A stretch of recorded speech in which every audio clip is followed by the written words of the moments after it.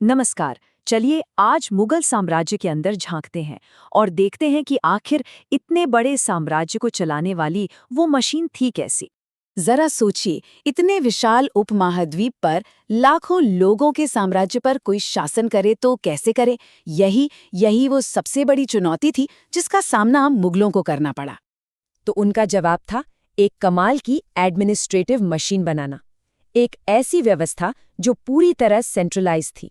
और इसको परफेक्ट करने का क्रेडिट जाता है सम्राट अकबर को। पता है, इसमें मिलिट्री और सिविल यानी सैनिक और नागरिक दोनों शक्तियों को मिला दिया गया था, और यही चीज इस पूरे साम्राज्य को एक धागे में बांधे रखती थी। तो चलिए इसमें और गहराई से उतरते हैं। शुरुआत करते हैं इस पूरे सिस्टम के सबसे ऊपरी हिस्से से, यानी सेंट्रल गवर्नमेंट से। देखिए यहाँ पर शक्तियों का बंटवारा कितना साफ है। सबसे ऊपर बादशाह यानी सम्राट, लेकिन उनके ठीक नीचे अलग अलग डिपार्टमेंट्स के अलग अलग हेड, जैसे दीवाने कुल जो फाइनेंस और रेवेन्यू यानी पूरा पैसा देखते थे। फिर आते हैं मीर बख्शी जो सेना और इंटेलिजेंस संभालते थे। सद्र उस सदूर धार्मिक मामलों के लिए थे, जैसे दान पुण्य। और मीर सामन जिनके जिम्मे शाही घराना और वर्कशॉप्स का काम था। मतलब हर किसी का काम बिल्कुल क्लियर था ताकि पूरा सिस्टम आराम से चलता रहे। तो सारी बात का निचोड़ ये है कि सब कुछ, बिल्कुल सब कुछ, सम्राट के इर्द गिर्द ही घूमता था। ये पूरी की पूरी मशीन सिर्फ एक काम के लिए डिजाइन की गई थी, सम्राट के शब्दों को, उनके हुक्म को साम्राज्य के कोने कोने तक पहुंचाना और उसे लागू करना, बस। अच्छा, तो ये तो हो गई केंद्र की बात।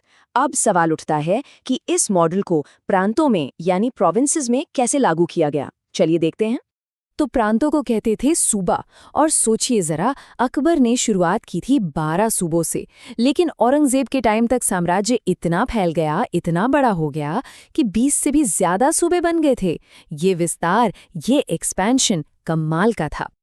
और सबसे दिलचस्प बात यह है कि प्रांतों का जो स्ट्रक्चर था वो बिल्कुल केंद्र की कॉपी था, एक छोटा मॉडल। जैसे केंद्र में बादशाह, वैसे प्रांत में सूबेदार जो गवर्नर था।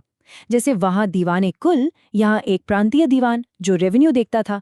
बख्शी सेना का एडमिनिस्ट्रेशन देखता था, और काजी न्याय के मामले। बिल्कुल ऐसा मानो हर प्रांत में एक मिनी सेंट्रल गवर्नमेंट बैठी हो। लेकिन यहाँ एक बहुत ही स्मार्ट सिस्टम बनाया गया था, एक तरह का चेक एंड बैलेंस। होता ये था कि जो प्रांत का दीवान होता था यानी फाइनेंस चीफ, वो सूबेदार यानी गवर्नर को रिपोर्ट नहीं करता था। नहीं, वो सीधे सेंट्रल गवर्नमेंट के दीवान को रिपोर्ट करता था। इससे क्या हुआ? इससे ये पक्का किया गया कि कोई भी सूबेदार अपने प्रांत में जरूरत से ज्यादा ताकतवर न बन पाए। कितना शानदार तरीका था, है ना? चलिए अब इस हायरार्की में और नीचे चलते हैं, जिला और उपजिला के लेवल पर, जहां एडमिनिस्ट्रेशन सीधे आम लोगों से जुड़ता था। देखिए, पूरा सूबा सरकारों में बटा हुआ था, जिसे हम आज जिला या डिस्ट्रिक्ट कहते हैं। इसका हेड होता था फौजदार, जिसका काम था शांति बनाए रखना।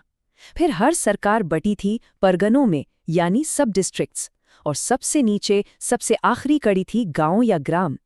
यहाँ एडमिनिस्ट्रेशन का काम वहाँ की स्थानीय काउंसिल यानी पंचायत और हेडमैन यानी मुकद्दम देखते थे। मतलब ऊपर से नीचे तक एक साफ सुथरी चेन थी जिसमें लोकल सेल्फ गवर्नेंस को भी अहमियत दी गई थी। तो ये तो हो गया पूरा स्ट्रक्चर, केंद्रीय, प्रांतीय, स्थानीय। लेकिन इस पूरे ढांचे को, इस पूरी मशीन को चलाने वाली शक्ति क्या थी? इसकी स्टील फ्रेम क्या थी? वो थी मनसबदारी सिस्टम, एक ऐसी अनोखी व्यवस्था जिसने सिविल और मिलिट्री एडमिनिस्ट्रेशन को एक ही धागे में पिरो दिया। यही साम्राज्य की असली रीढ़ की हड्डी थी। इसे मनसबदारी प्रणाली कहते हैं। मनसब एक अरबी शब्द है जिसका मतलब होता है रैंक या पोजीशन, और मुगल सिस्टम में ये एक रैंक था जो हर ऑफिशियल का स्टेटस, उसकी सैलरी और उसकी मिलिट्री जिम्मेदारियों को तय करता था। तो अब ये काम कैसे करता था? देखिए, हर मनसबदार के 2 रैंक होते थे, जात और सवार। जात उसका पर्सनल रैंक था, इससे हायरार्की में उसकी जगह और उसकी पर्सनल सैलरी तय होती थी। और सवार रैंक से ये पता चलता था कि उसे कितने घुड़सवार सैनिक यानी कैवलरीमैन मेंटेन करने होंगे शाही सेना के लिए।